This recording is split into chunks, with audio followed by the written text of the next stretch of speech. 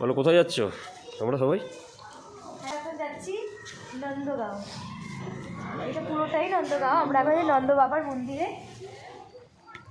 এতটা সিঁড়ি উঠে এসেছি, এখন অনেকটা সিঁড়ি আছে। ওই যে মন্দিরের চূড়াটা সবে দেখা যাচ্ছে। রাধে রাধে। বাবার মন্দির দর্শন করতে এখন বাজে ঘড়িতে সময় 2:05। অনেকটা সিঁড়ি কষ্ট করে উঠে আমরা এসেছি।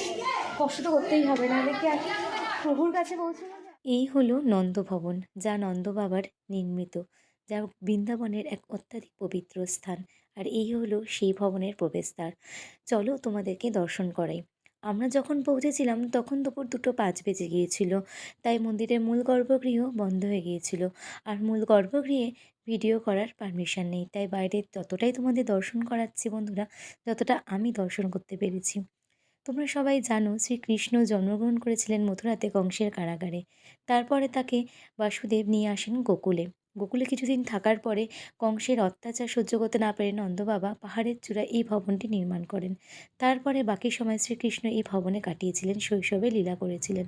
এই ভবনেই সখাদের সাথে বিভিন্ন লীলা, মাখন চুরি ও নানান আরও লীলা তিনি করেছেন।